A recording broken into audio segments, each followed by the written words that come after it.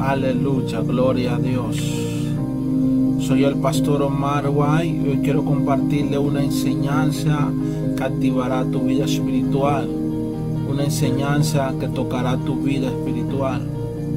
El tema de hoy se llama 4 características de una persona que verdaderamente ama a Dios.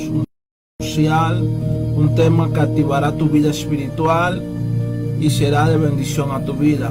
4 características de una persona que ama a Dios. La primera característica, tiene un deseo intenso de agradarle. Hechos capítulo 13, versículo 22. Quizá le levantó por rey a David, de quien dio también testimonio diciendo: he hallado a David, hijo de Isaac, varón conforme a mi corazón, quien hará todo lo que yo quiera.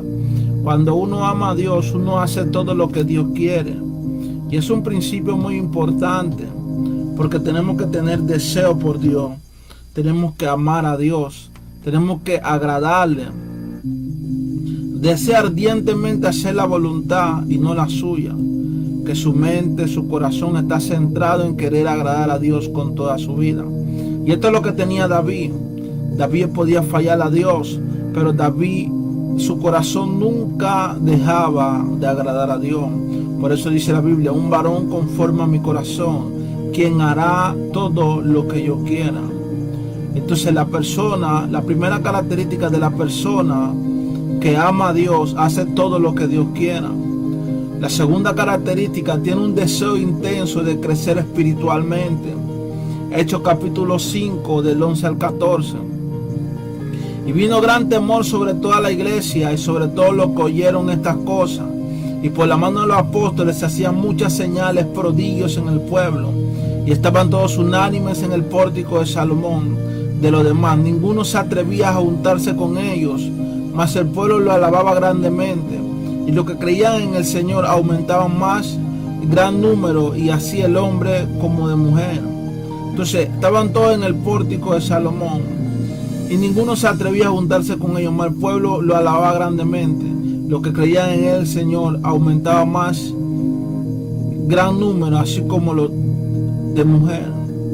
O sea que cuando queremos agradar a Dios, cuando amamos a Dios, queremos crecer espiritualmente, porque queremos aprender y entender cuál es el área que Dios quiere hablar a nuestra vida, cuál es el área que Dios quiere que nosotros crezcamos. Porque dice la Biblia que el apóstol Pablo: yo quiero que tú prosperes como prospera tu alma. Entonces cuando tenemos ese amor a Dios, queremos crecer espiritualmente, sabiendo que esa es la área que el Señor quiere que nosotros crezcamos. La tercera característica, somos 100% obedientes. 1 Samuel capítulo 15 del 22 al 23. Y Samuel dijo: se complace Jehová tanto en holocausto y víctima, como en que obedezca a la palabra de Jehová. Ciertamente el obedecer es mejor que los sacrificios, el prestar atención que la grosura de los carneros, porque como el pecado de adivinación es la rebelión, y como oído de la idolatría la obstinación. Por cuanto tú desechaste la palabra de Jehová, él también te ha desechado para que no seas rey. Samuel ya había sido rey puesto por el mismo Dios, pero había pasado algo con Samuel. Saúl pensaba que más le agradaban los sacrificios que la obediencia. Y hay mucha gente en el mundo haciendo sacrificios, tirándose vela en el cuerpo, caminando arrodillado, cuando Dios lo que realmente quiere es la obediencia a Él. El cuarto principio, la cuarta característica, es el deseo de servir a Dios y a otro. Filipenses capítulo 2 de 3 al 8. Nada hagáis por contienda o por vanagloria, antes bien con humildad, estimando a cada uno los demás como superior al mismo, no mirando a cada uno por lo suyo propio, sino cada cual por lo otro. Haya pues entre vosotros ese sentir que hubo también en Cristo Jesús, el cual siendo en forma de Dios no estimó el ser igual a Dios como cosa que aferrarse, sino que se despojó a sí mismo, tomando forma de siervo, hecho semejante a los hombres, estando en la condición de hombre, se humilló, así mismo haciéndose obediente hasta la muerte, y la muerte de la cruz.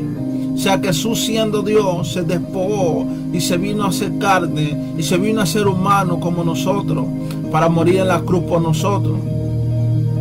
Y a mí me impacta este versículo, porque este versículo nos da a entender que Jesús no le interesó ser humano.